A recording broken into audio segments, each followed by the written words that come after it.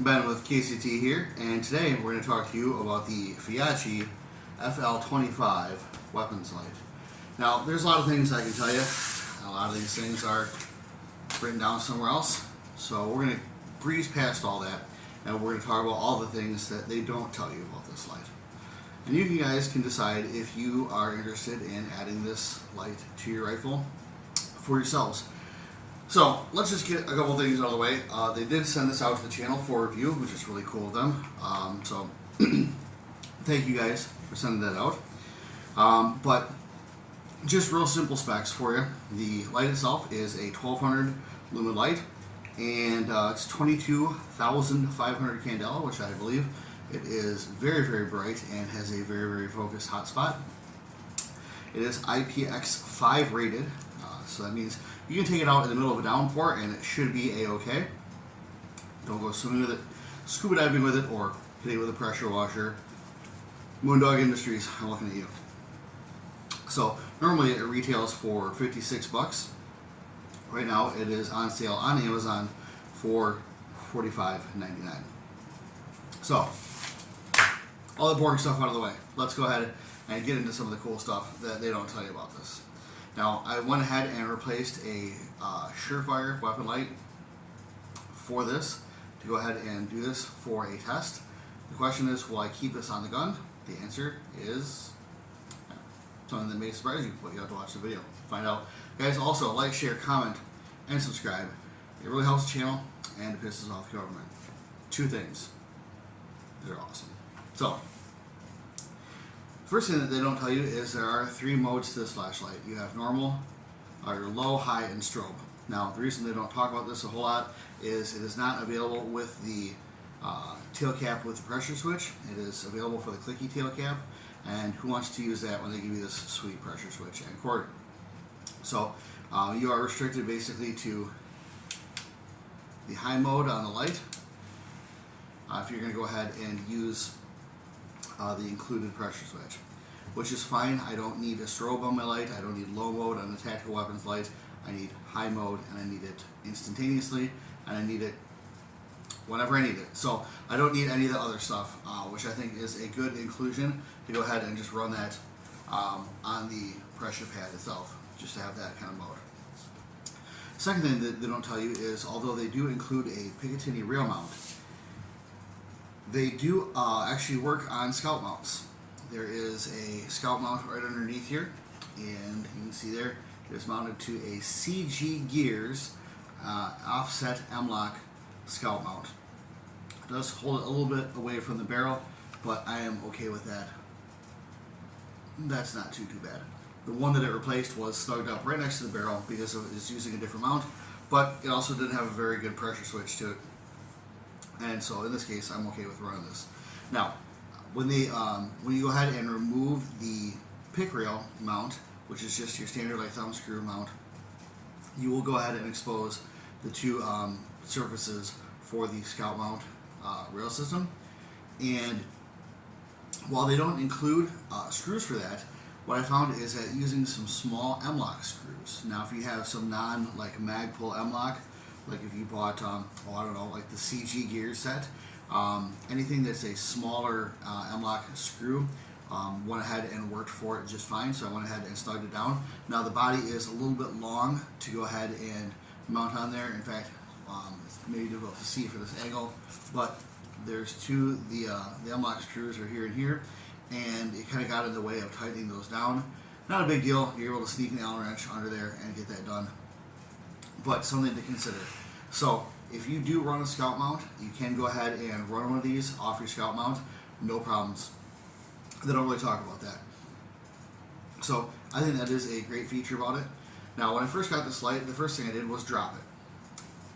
It wasn't really a drop test, it was just more of me dropping it. It did cause the head to loosen up very, very slightly. Can you hear that? However, it's been working just great since then.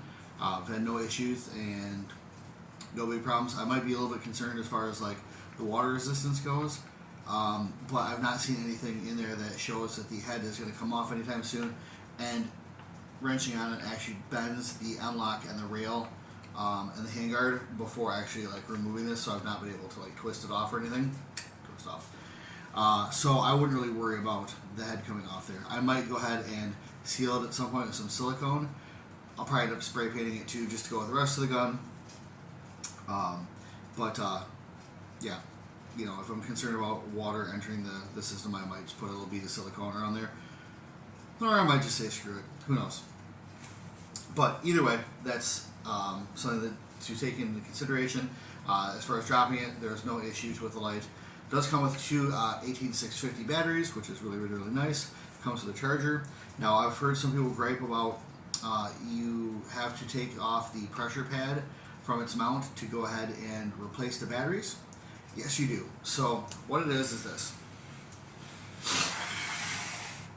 The pressure pad itself, which does have both constant on and momentary on, the same pad, which is really, really nice. There is not a sort of 360 cable rotation like a Surefire. So when you start to take this thing off, you start to twist the cable. And over time, you're going to eventually break that. It's just not going to hold up to that kind of abuse of twisting it on and twisting it off over and over and over again. So all you need to do is pop this guy off here, and everyone complaining, oh God, you know, the tools. The Allen wrench that they include is small enough to go ahead and fit in the pistol grip storage compartment that you probably have on your rifle, and if you don't, go ahead and get one. This is the Amend 2 magazine's grip, and it has a perfect size pistol grip storage for that and a couple batteries. Now, it does run off the 18650s, but I believe you can go ahead and put in two of the 123As and run it that way. I've just not tried it, so I can't tell you 100% if that is the case, and you can do it. So just go ahead and pop this off whenever you need to. I've been using this light for quite a while now, and I've not yet had to change the battery, so I'm not super concerned about taking on the pressure pad, taking it off and on. So another thing they don't talk about is that they give you cable management. They give you this awesome little zip tie thing here, and you can go ahead and tighten your cable down. I run mine specifically so that it stays out of the way of my hand. I'm going to go ahead and go over the top and grab on there. You can go ahead and tighten it down even further if you want. But basically, I just want to make sure that I'm not going to go ahead and accidentally grab onto that cable. So, it's no worries. But, I can't go ahead and optimize that. They do go ahead and include that for you, so you do have some cable management built into the system, and you're able to run that however you want right off the bat. I may go ahead and see about sneaking it over and putting like a zip tie through the top there, and just having it so that it stays 100% out of the way. However, this is a mid-length, so the zip tie would go right over the gas tube. So we'll have to see on that how I feel. But they do include that cable management, which again is very, very nice. Go ahead and optimize that. There we go. So, what do I think about this thing all told? Well, it is pretty sweet. Now, is it the most rootin' tootin', dang dumb, boomhauer sweet flashlight that has ever been made and installed on a firearm? No, it's not. It's also not a $300 to $600 Surefire. It doesn't have IR capabilities. It doesn't operate in soft communities. It doesn't do things like that. However, what it does do is it gives you a really, really good quality, high intensity output flashlight for a decent price. Now, guys, this is in Downing Industries. You don't have to read between the lines. Here's what I'm telling you. This is an inexpensive light that puts out a lot of brightness. And is it the best components?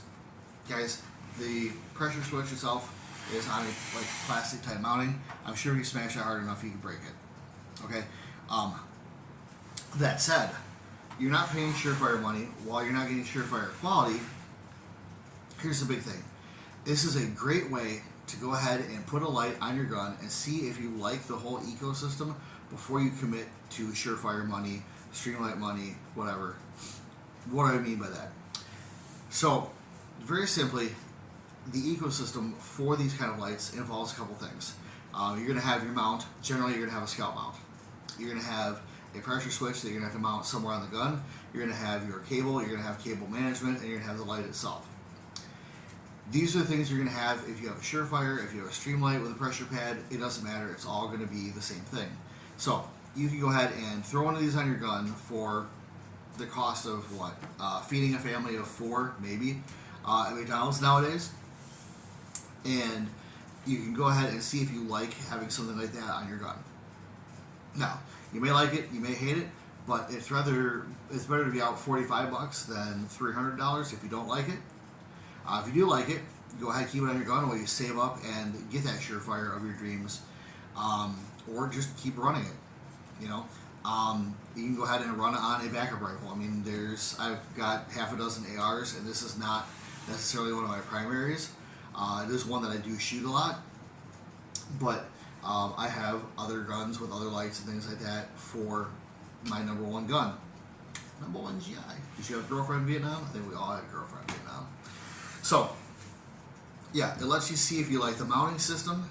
Again, scout mounts, they're all different. They have different footprints, they have different patterns, things like that. It lets you see if you actually mind having cables running off your gun. If you are one of those people that's just like, well, shit, I'd rather have a clicky tail cap. It does come with one of those and all that good stuff. And you're not paying anything extra, to have a pressure switch. So for what you're paying for a Surefire clicky tail cap, essentially, you are getting a whole light. So, guys, if you're interested in something like that, I definitely say go ahead and check out the WL-25 by Feyachi. I have shot it. I know that Focus Trip did a review, and when he was shooting it, it kept going on like a strobe mode. I'm not seeing anything with that. I think this is a different version. There's not supposed to be a strobe mode at all when you're running the pressure switch. So there's no issue there. It's not flickered or anything like that when I've been shooting, at least in my testing from what I've been able to see. And it's been rock solid, even with those drops and everything else like that. So, guys, go ahead and pick one up if you're interested in something like that. And again, Amazon's got it for $45. It's hard to beat, all that good stuff. I would say pull the trigger on it if that's something that you like. Guys, thanks for watching. Like, share, comment, and subscribe. Of course, that's all I got for you. Have a great rest of your day, and I'll have more for you later. Sleep!